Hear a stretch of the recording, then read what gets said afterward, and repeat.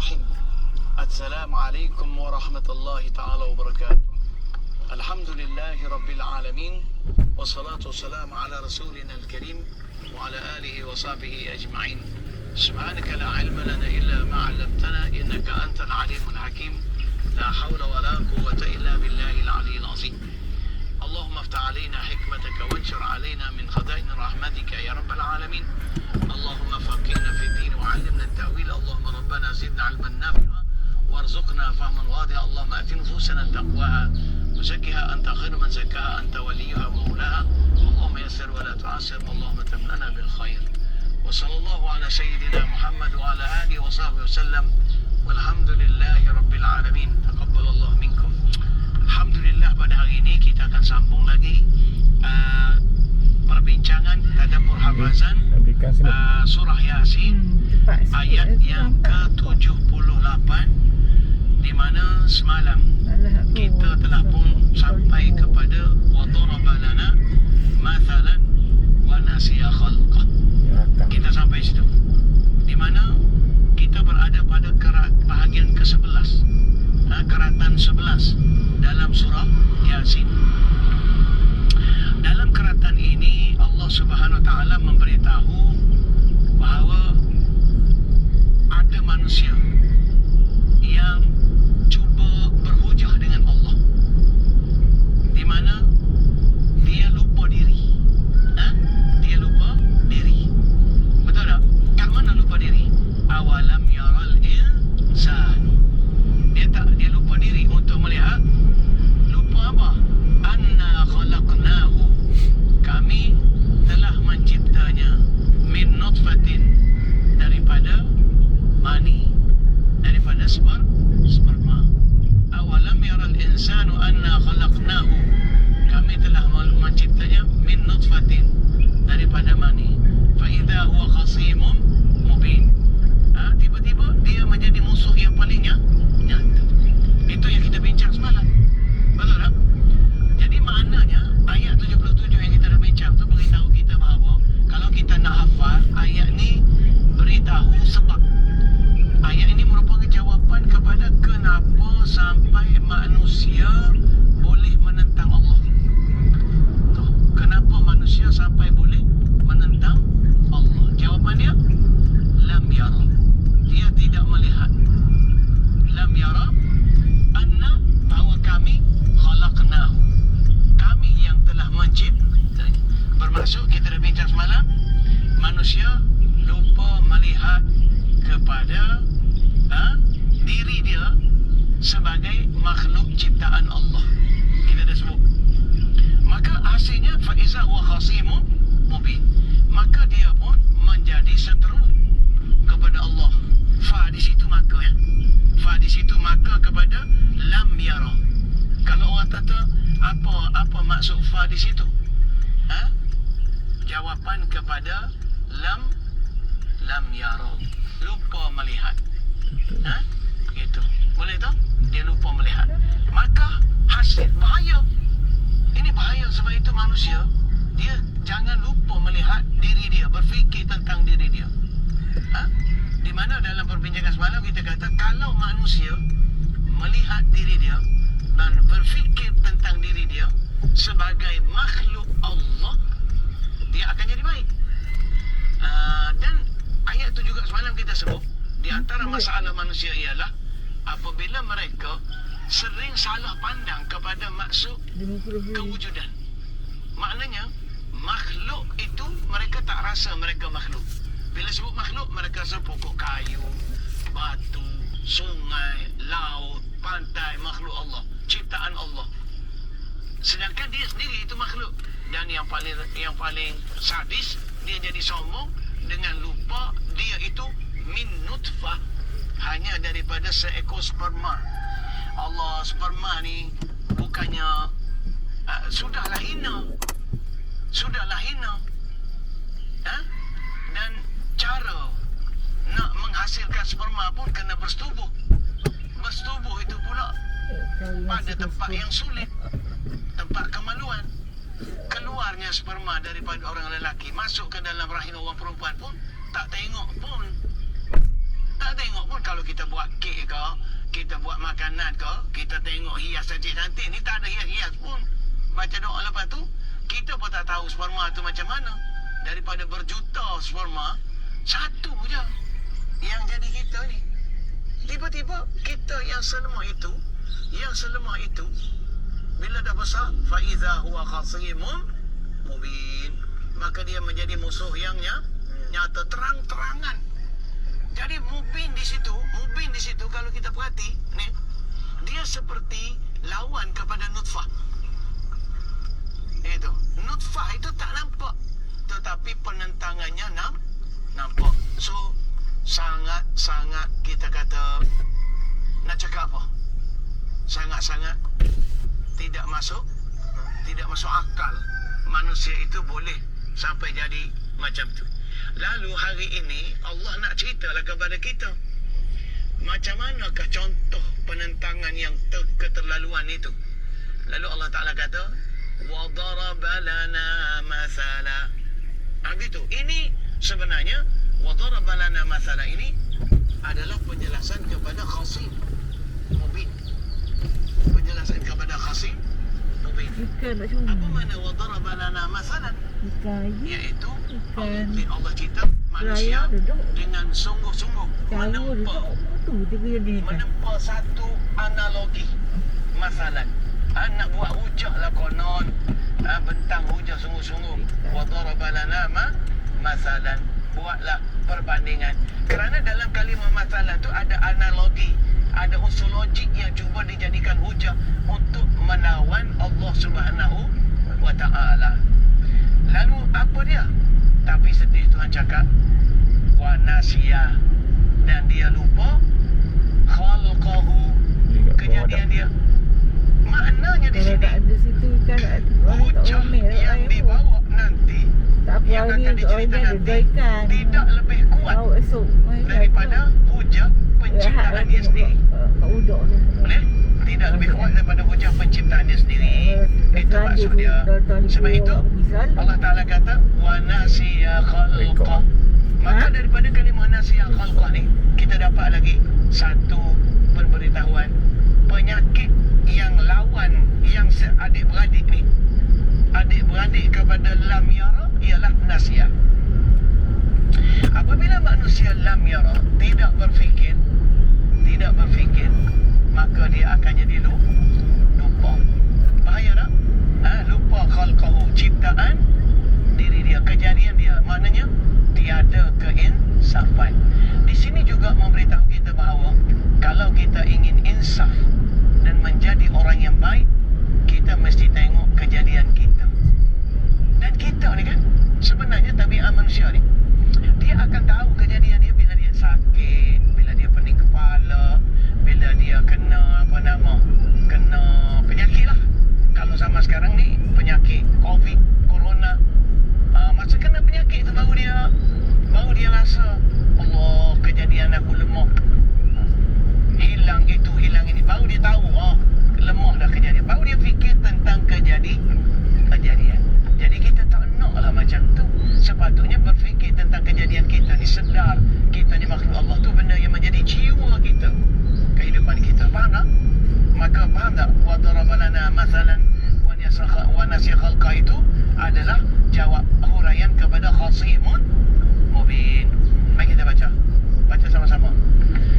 Awalam yaral insanu anna khalaqnahu min nutfatin fa idza huwa khasimun mubin. Baca. Awalam yaral insanu anna khalaqnahu min nutfatin fa idza huwa khasimun mubin. Okey. Kita baca sekali lagi. Awalam yaral insanu, kata. Tuhan bagi tahu kita, Tuhan tanya, apakah manusia tak lihat? Maksudnya manusia kena berfikir. Sepatutnya manusia berfikir. Jangan sampai tidak berfikir. Berfikir apa? Anna khalaqnahu min nutfah. Fikirnya tu, betul tak? Anna khalaqnahu min nutfah. Kami buat dia daripada mani. Maka kesan daripada awalam yara, kesan daripada awal lam yara, dia tidak berfikir tadi. Fa idza huwa khasimun mubin. Tiba-tiba dia menjadi musuh yang nyata. Boleh ingat tu? Itu cara nak hafal. Bagaimana? Ayat sebenarnya menjelaskan bagaimana khasimun mubin. Wa daraba lana mathalan wa nasiya khalqa. Boleh? Wa daraba lana, dia sungguh-sungguh membuat hujah kepada kami dalam bentuk analogi. Wa nasiya khalqa, tapi dia lupa kejadian dia. Betul tak? Baik. Masalah situ nakirah tak? Perasan tak masalah tu nakirah? Satu perumpamaan. Betul? Dia telah membuat kepada kita satu perumpamaan. So bila dia sebut satu perumpamaan, belum tahu apa itu. Betul tak? So kita ada soalan, kita akan tertanya tanya apa itu perumpamaan. Jawapannya duduk selepas itu, iaitu qala man yuhyil 'izama wa hiya ramim. Maka keratan qala, dia berkata, man, siapa yang dia berkata, maksudnya dia situ manusia yang lupa diri tadi. Dia akan kata apa? Analogi dia, man, siapa yang yuhyi, menghidupkan, siapa yang dapat menghidupkan al-izam, tulang-tulang yang sudah reput. Kan kita dah bawa kemarin cerita dia bagaimana Al-As ibn Wa'il, Ubay bin bin Khalaf, kemudian ataupun Abu Jahal, salah seorang daripada mereka ni bawa segenggam debu daripada tulang yang reput pergi jumpa Nabi, hambut lepas debu itu di udara. Ni dah soalan ketiga itu, dia tanya may yuhyi, siapa yang dapat menghidupkan tulang, wahiya ramim, dia sudah menjadi debu yang terbangan. Maknanya bila lepas di udara tu, usahakan nak tengok tulang, hilang terus, debu pun tak ada. Jadi mari kita mengaji di mana jadi ayat qala man yuhyi al-'izama wa hiya ramim, itu penjelasan kepada masalah. Boleh? Baik, di sini soalan dia tanya man yuhyi al-'izam ni, dia panggil soalan istifham ingkari. Dia tanya untuk menidakkan, dia tak perlu jawapan. Dia nak bagi tahu tidak ada sesiapa pun yang dapat menghidupkan tulang yang sudah menjadi debu yang berterbangan. Itu maksud dia. Tapi dia buat dalam bentuk pertanyaan. Begitu. Itu yang kita kena faham. Jadi di sini apakah hujah dia? Dia rasa kuat. Sebab dia dengar sini. Dengar ya. Di manakah dia rasa kuatnya hujah dia? Dia kata hujah dia menghidupkan. Jadi kalimah menghidupkan itu merupakan hujah bagi dia menghidupkan yang sudah mati. Dengan bermakna dia mempercayai kematian itu ada. Cuma dia tidak mempercayai bangkit semula. Itu maksud soalan ini. Sebab itu kita di dunia ni, kalau percaya kita hidup dan percaya akan mati tapi lupa kepada kebangkitan, kita orang ni kita orang lupa diri. Jadi sebenarnya kita ini sepatutnya hidup dan mati dan percaya kepada kebangkitan. Dan biarlah kebangkitan itu menjadi teras dan matlamat kehidupan. Jangan jadi macam ni. Dia kata man yuhyil 'izam. Dengar, siapa yang dapat menghidupkan tulang. Boleh tak? Lepas tu dia bagi tahu wahiya ramim. Dengar, dalam keadaan dia sudah reput. Di sinilah putusnya minda dia daripada hujah dia. Masa yuhyi itu cerdik lah, adalah nampak cerdik sikit. Tapi bila disebut wahiya ramim, dia sudah menjadi reput. Dia terlupa fikir siapa yang menjadikan tulang itu reput. Sebaliknya dia lihat tulang itu reput dengan sendiri. Bagi kita orang Islam tak boleh berfikir begitu. Tidak ada benda yang berlaku sendiri. Pokok tidak tumbuh sendiri. Semua tidak bergerak sendiri. Bagi kita orang Islam, kita sepatutnya tidak berfikir begitu. Jadi di situlah rosaknya minda mereka yang berfikir demikian. Boleh tak? Man yuhyil izam wa hiya ramim. Masa dekat wa hiya ramim tu rosak. Lepas tu satu lagi, masa dia sebut tulang tadi, dia lupa dari mana tulang itu. Dia lupa dari mana tu tulang. Itu kesilapan diri dia. Boleh nampak? Dia lupa yang tu. Jadi sebab itu dalam hidup kita ni, bila kita putus dengan Allah, akal jadi tak betul. Lalu oleh kerana kalau nak kira soalan ini bukan untuk dijawab, betul tak? Tetapi Allah nak balas balik hujah dia tadi. Kalau kita kaji satu-satu banyak lagi. Wahia ramim tu, wah tu wawul hal, keadaan. Hia itu tulang, ramim repuk, itu keadaan kepada tulang. Jadi dia cuba mengambil kondisi tulang itu sebagai hujah. Tapi dia lupa kondisi itu berlaku bagaimana. Dia tidak berlaku secara sendirian. Sebab itu nak tahu, ini pedoman bahawa kalau kita hidup ini kita rasa segala-galanya tak ada kena-mena dengan Allah, atau terlupa bahawa itu dari Allah, kita sudah rasa. Sebab itu apa-apa sekalipun, ini contoh nak cerita ni.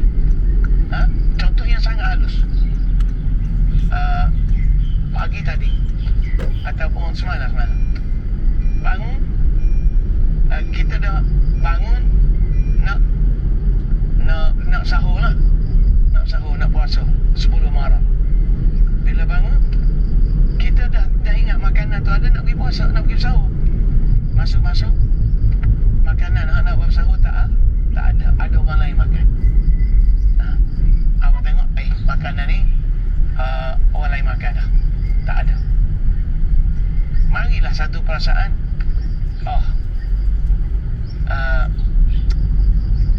kecewa lah kita kata. Kecewa tidak, macam agak terkilat lah. Macam mana kita nak rawat diri kita ni? Kalau kita duduk, kita fikir, kenapa ya Allah gerakkan dia makan? Betul tak?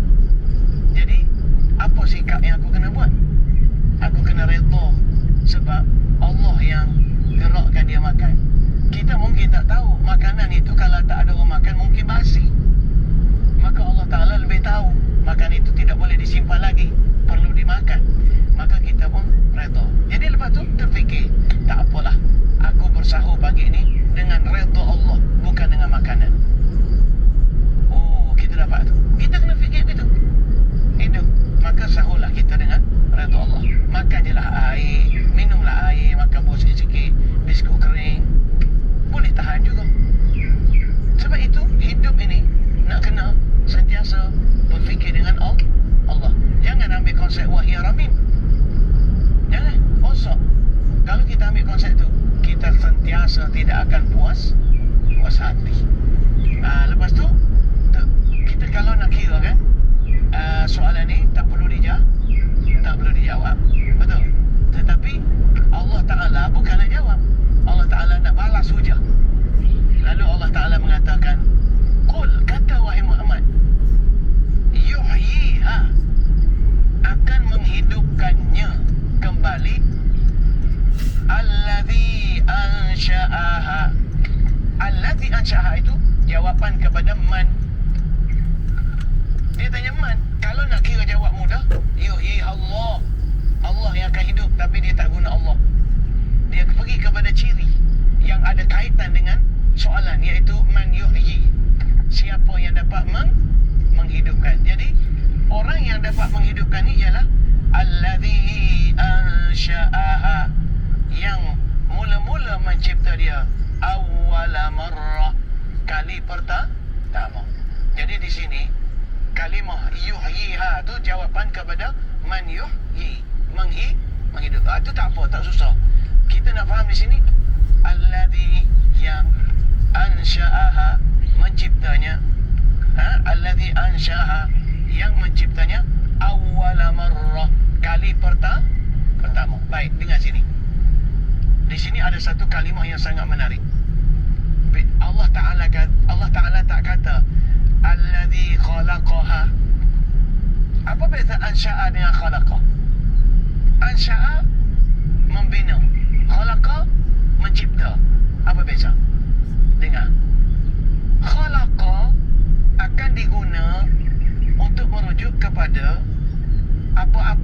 dah sedia ada. Dia dah siap. Dah siap dah tengok ada ni. Maka itu sebab kita panggil khalaqah. Kerana itulah kita guna kalimah makhluk.